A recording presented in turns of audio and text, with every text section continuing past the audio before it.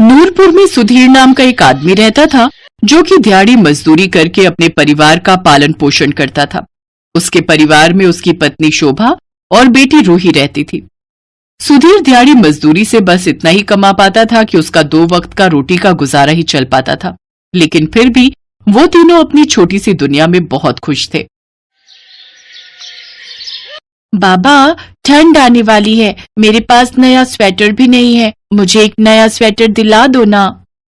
हाँ मेरी बच्ची, तू चिंता मत कर, तेरे बाबा है ना, तेरे लिए नया स्वेटर जरूर लेकर आएंगे। रूही बिटिया, बाबा को खाना खाने दे, तू तब तक बाहर खेल ले। ठीक है माँ। आपने उसको नया स्वेटर दिलवाने के लिए कह तो दिया, लेकिन आप जानते हैं ना कि हमारे पास 2 वक्त की रोटी के अलावा उसे देने के लिए और कुछ नहीं है। तुम चिंता मत करो, मेरे पास कुछ पैसे हैं, उनसे हम अपनी बिटिया के लिए नया स्वेटर लेकर आएंगे। सुधीर अपनी बेटी के लिए नया स्वेटर ले आता है, जिसे देखकर रूही बहुत खुश होती है। सुधीर इसी तरह अपनी गुड़िया की हर फरमाइश पूरी करके उसे खुश रखने की कोशिश करता था। अपनी बेटी को खुश देखकर वो दोनों भी बहुत खुश थे, लेकिन एक रोज उनकी खुशियों को किसी की नजर लग जाती है और सुधीर की एक हादसे में मौत हो जाती है। अब शोभा पर दुखों का पहाड़ टूट पड़ा। अब बेचारी शोभा पर ही रूही की सारी जिम्मेदारी आ गई। ऐसे ही एक रोज उसका भाई उससे मिलने आया। दीदी, आप और रूही मेरे साथ चलो। नहीं राजू, तुम पर पहले ही अपने परिवार का बोझ है, अब मैं तुम पर और बोझ नहीं डालना चाहती। मैं यहीं रहकर कुछ काम कर लूंगी, लेकिन क्या वो समझ नहीं आ रहा। अच्छा ये लो, तुम ये सूप पियो। वाह वाह बहन, आज भी क्या लाजवाब सूप बनाती हो तुम। इस कड़ाके की ठंड में तो ये सूप पीकर मजा ही आ गया। वैसे तुम चिकन सूप बनाकर क्यों नहीं बेचती? ये लो, मेरी तरफ से कुछ पैसे रखो और चलो मेरे साथ, हम अभी जाकर सामान खरीद कर लाते हैं। शोभा को भी उसका आइडिया पसंद आया और उसने राजू से कुछ पैसे उधार लिए और उसके साथ जाकर सारा सामान ले आई। फिर अगले ही दिन शोभा चिकन सूप बनाकर बेचने लगी। सूप ले लो, सूप, चिकन सूप, सिर्फ 20 रुपए। गर्मा गर्म चिकन सूप पीजिए और इस ठंड को भगाइए। ठीक है, 2 प्लेट लगा दो। वैसे इस कड़ाके की ठंड में चिकन सूप पीने का अपना ही मजा है।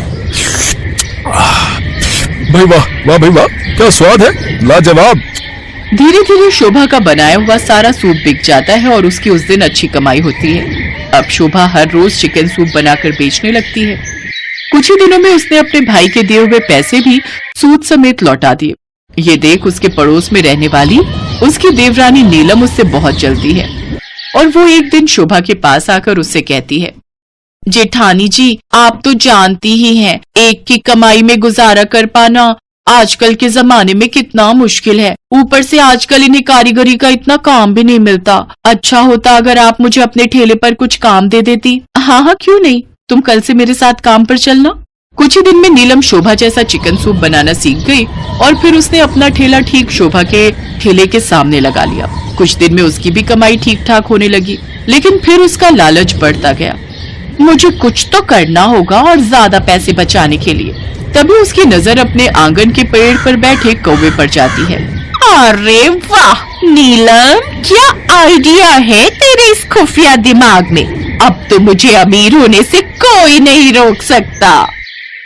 अगले दिन से नीलम अपने ठेले पर चिकन सूप के नाम पर कौवे का सूप बनाकर बेचने लगी और उसने उसकी कीमत भी 20 रुपए की जगह 15 रुपए कर दी। कम रेट देखकर अब शोभा के ग्राहक भी नीलम के पास ही जाने लगे। मेरे तो कुछ समझ नहीं आ रहा, ये नीलम इतने कम लागत में आखिर चिकन सूप बनाकर कैसे बेच सकती है। इन सब में लागत भी तो कितनी होती है, चिकन मसाले, इन सब का भी तो खर्चा होता है। हो ना हो, जरूर कुछ गड़बड़ है। शोभा उस पर नजर रखना शुरू कर देती है। एक रोज वो देखती है कि नीलम चिकन की हड्डी अपने आंगन में रख देती है, जिन्हें खाने ढेर सारे कौवे आते हैं। फिर वो उन्हें पकड़कर उनका सूप बनाकर बेचती है। शोभा इस बात की शिकायत पुलिस में कर देती है, जिसके बाद पुलिस उस लालची सूप वाली को पकड़कर जेल में डाल देती है। उस दिन के बाद शोभा के ठेले पर अच्छी खासी भीड़ लगने लग जाती है, जिससे धीरे धीरे उसे इतना मुनाफा होता है कि कुछ दिनों में वो अपनी एक बड़ी सी चिकन सूप की दुकान खोल लेती है। साथ ही अपना पक्का घर भी बना लेती है और रूही को बड़े स्कूल में पढ़ने डाल देती है। अब वो अपनी बेटी के साथ खुशी खुशी रहने लगती है।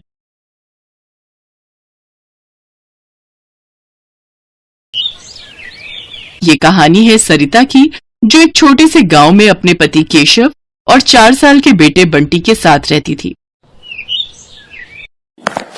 अरे सुनती हो, अरे कहाँ हो? जी आई। क्या हुआ जी, बड़े खुश लग रहे हो?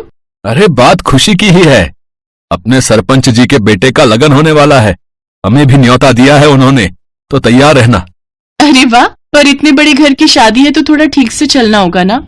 हाँ वो तो है, वहाँ शहर के भी बड़े बड़े लोग आएंगे।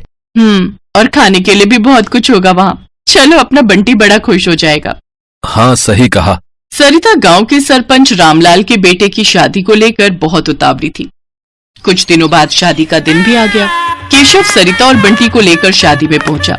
पंडाल में एक से बढ़कर एक लजीज व्यंजन सजे हुए थे, मगर सरिता और केशव की नजर बस पालक पनीर के बर्तन पर ही अटकी हुई थी। जब खाने की शुरुआत हुई तो दोनों ने भरपेट पालक पनीर खाया और छोटे बंटी ने भी पहली बार पालक पनीर का स्वाद चखा। असल में केशव की माली हालत बहुत खराब थी, तो घर में 2 वक्त हर किसी को पेट भर खाना मिल जाए, यही एक बड़ी चुनौती थी।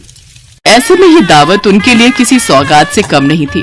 तीनों ने शादी की दावत अच्छे से खाई और फिर अगले दिन, माँ मुझे वो खाना है। क्या बेटा, क्या खाना है मेरे बच्चे को?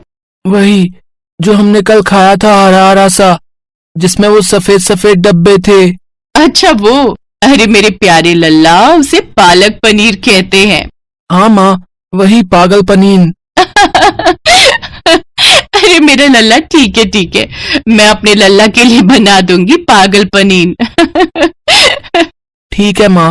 हंसी हंसी में सरिता ने बंटी से पालक पनीर बनाने का वादा तो कर दिया, लेकिन वो खुद नहीं जानती थी कि वो ये करेगी कैसे। केशव एक छोटा किसान था। जब उसकी फसल बिकती थी तभी थोड़े बहुत पैसों का इंतजाम हो पाता था और उन्हीं पैसों में अगली फसल तक का खर्चा चलाना होता था। और ये बात सरिता भी अच्छे से समझती थी। उफ, बंटी से बोल तो दिया, पर पालक पनीर बनाने में तो बड़ा खर्चा होगा और अभी तो बहुत तंगी है। इनसे बात भी की तो बहुत गुस्सा करेंगे, अब क्या करूं मैं। इसी उधेड़-बुन में सरिता का पूरा दिन निकल गया। फिर अगले दिन सुबह उठते ही सरिता को चिंता होने लगी, क्योंकि उसने केशव से रुपए मांगे नहीं थे और बंटी सुबह से ही पालक पनीर खाने की जिद कर रहा था। सरिता बुझे मन से रसोई में गई और जाकर आटा गूंथने लगी। तभी उसे एक ख्याल आया। वो जल्दी से पड़ोसी के खेत से थोड़े से ताजे पालक के पत्ते मांग कर ले आई। फिर उसने गुथे आटे की लोई के चौकोर टुकड़े करके उन्हें अच्छे से पकाया और उन्हें पालक पकाकर उसमें बिल्कुल पनीर की तरह डाल दिया। और फिर, माँ जल्दी लाओ ना, पागल पनीर बना नहीं क्या अब तक? बन गया लल्ला, लो, ये रहा। अरे वाह, आज तो मजा ही आ जाएगा। हाँ मेरे बच्चे, लो अब जल्दी से खाओ। मासूम बंटी बिना कुछ समझे बूझे खाता गया, मगर सरिता अंदर से बहुत दुखी थी, क्योंकि वो तो सच जानती थी। फिर उसी शाम, बाबा आपको पता है माँ ने आज क्या बनाया? अब क्या बनाया बेटा? माँ ने आज वो शादी वाला पागल पनीर बनाया खाने में। क्या? अच्छा। उसे पालक पनीर कहते हैं बेटा। केशव बंटी की बात पर हंसा, पर वो हैरान भी था कि आखिर पालक पनीर बनाने के लिए सरिता पैसे कहाँ से लाई। उसने फौरन अंदर जाकर सरिता से पूछा, सरिता, वो बंटी बता रहा था कि तुमने पालक पनीर बनाया है। जी मैं लाओ, थोड़ा सा हमें भी चखा दो फिर। सरिता को कुछ समझ नहीं आ रहा था कि वो केशव को क्या कहे, तो फिर उसने बिना कुछ सोचे समझे केशव के सामने भी वही पालक की सब्जी लाकर रख दी, जिसमें पनीर की जगह आटे के चौकोर टुकड़े थे। पहला निवाला खाते ही केशव को सारी बात समझ में आ गई। उसने कुछ नहीं कहा, लेकिन जब उसने सरिता की तरफ देखा तो उसकी आंखों में आंसू थे। केशव ने उसी वक्त खाना छोड़ा और घर से बाहर निकल गया। केशव के इस तरह के बर्ताव से सरिता और ज्यादा डर गई, वो और रोने लगी। फिर कुछ देर बाद केशव घर वापस आया तो उसके हाथों में एक थैला था। बंटी, ओ बंटी, जल्दी से बता, शाम को मेरा बेटा क्या खाएगा? मैं तो वही खाऊंगा, माँ ने बनाया है ना, वो पागल। हाँ समझ गया। चलो अब हम सब मिलकर असली वाला पालक पनीर बनाएंगे। केशव के हाथों में पनीर, क्रीम और बाकी मसाले थे, जो उसने मुस्कुराते हुए सरिता को थमा दिए। वो सारा सामान उधार लेकर आया था। उस दिन सरिता ने भी पूरी मेहनत और सावधानी के साथ पालक पनीर बनाया। जब तक पालक पनीर बनकर तैयार हुआ तो केशव और बंटी वहीं रसोई में बैठे सरिता को बड़े ध्यान से देखते रहे। और फिर जैसे ही सरिता ने असली पनीर के साथ पालक पनीर उन दोनों को परोसा तो दोनों के चेहरे खिल गए। पहला निवाला खाते ही बंटी सीधा जाकर अपनी माँ के गले लग गया। ये वाला पागल पनीर तो शादी वाले से भी बहुत अच्छा है माँ। सच में सरिता, बंटी बिल्कुल सही बोल रहा है। तुमने तो कमाल कर दिया। अब मुझे लगता है अब तुम्हारा ये पालक पनीर ही हमारी किस्मत पलटेगा। जी मैं कुछ समझी नहीं, आप कहना क्या चाहते हो? देखो, मैं कई दिनों से खेती छोड़कर एक ढाबा खोलने के बारे में सोच रहा था। खेती की जमीन तो है ही अपने पास, उसी में एक छोटा सा ढाबा चलाने के बारे में सोच रहा था। लेकिन बस ये नहीं समझ पा रहा था कि अच्छा खाना बनेगा कैसे, जो लोगों को पसंद भी आए और खाना बनाने के लिए किसी को मजदूरी भी ना देनी पड़े। लेकिन अब सब समझ में आ गया है। तुम चलाओगी ढाबा और मैं और बंटी करेंगे तुम्हारी मदद। केशव की बात सुनकर सरिता की आंखों में खुशी के आंसू आ गए। उसे खाना बनाने का हमेशा से शौक था, लेकिन पैसों की कमी के चलते वो इस शौक को कभी आगे नहीं बढ़ा पाए।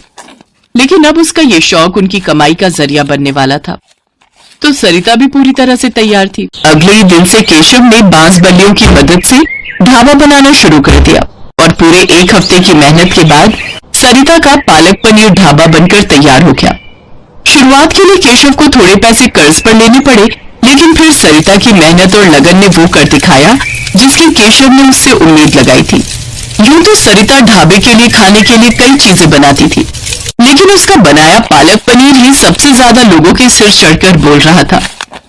भाई वाह, मजा ही आ गया भाई। भैया, पालक पनीर में इससे पहले ऐसा स्वाद नहीं आया, बता रहे। गजब बना भैया, गजब, कसम से। किसने बनाया वैसे? कोई खास कारीगर है क्या आपके पास? है? जी हाँ, है ना। और वही इस ढाबे की असली मालकिन भी है। वो मेरी पत्नी सरिता, उसी ने बनाया है सब कुछ। अरे वाह, ये तो बहुत बढ़िया बात है भैया। तो फिर ठीक है, देखो भैया, अगले महीने मेरे घर में दावत है, तो दावत के खाने का पूरा ऑर्डर आपका है। बस इतना बताओ कि एडवांस कितना देना है। अरे आपका बहुत बहुत शुक्रिया साहब, लेकिन खाने में क्या क्या बनाना है पहले ये तो बताइए। भाई, अपनी तो एक ही डिमांड है, बिल्कुल ऐसा ही पालक पनीर है, बाकी सब आप देख लेना। करीब 250 लोगों की दावत है। और हाँ, एक बात और, ये दावत निपटा लो, फिर एक काम और है आपसे। जी वो क्या? मेरा बेटा इंटरनेट पर हुनरमंद लोगों की वीडियोस बनाकर डालता है। हाँ, और मुझे पूरा विश्वास है कि आपका ढाबे का वीडियो इंटरनेट पर धमाल मचा देगा। सरिता के बनाए पालक पनीर और उसके ढाबे को अब पहचान मिलने जा रही थी। केशव और सरिता बहुत खुश थे, लेकिन सबसे ज्यादा खुश था बंटी। आखिर हर रोज उसका मनपसंद पागल पनीर जो खाने को मिल रहा था उसे।